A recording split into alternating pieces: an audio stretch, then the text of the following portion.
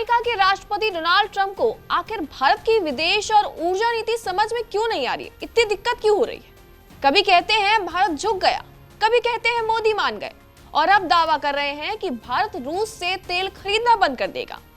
Mister Trump, Bharat को कोई अमेरिकी कॉलोनी नहीं समझिए और ना ही भारत की एनर्जी पॉलिसी व्हाइट हाउस के ट्वीट से चलती है।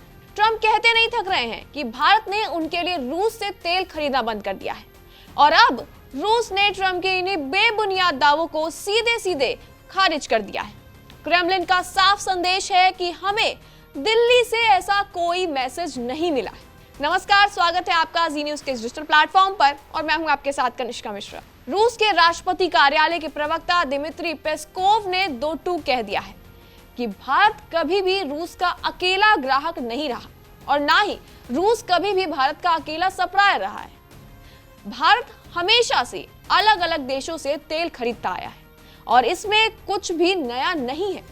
हालांकि रूसी विदेश मंत्रालय ने तो और भी कड़ा बयान दे दिया है और उन्होंने कहा है कि भारत और रूस के बीच तेल और गैस का सहयोग दोनों देशों के लिए फायदेमंद साबित होगा और ये वैश्विक ऊर्जा बाजार को स्थिर रखने में भी मदद करता है।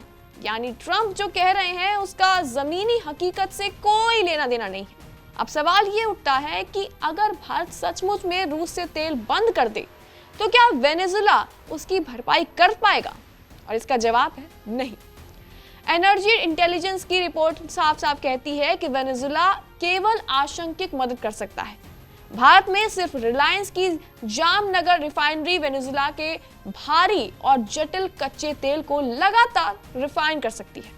बाकी सरकारी और निजी रिफाइनरों के लिए वेनेजुला का तेल आज भी महंगा, जोखिम भरा और तकनीकी रूप से मुश्किल है। और गौर करने वाली बात तो यह है कि भारत रोजाना करीब 15 लाख बैरल रूसी तेल खरीदता है।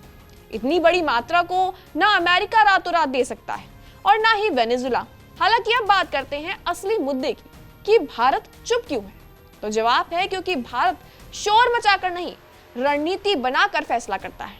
भारत जानता है कि सस्ता रूसी तेल महंगाई को कंट्रोल करता है और आम आदमी यानी आम भारतीय की जेब बचाता है।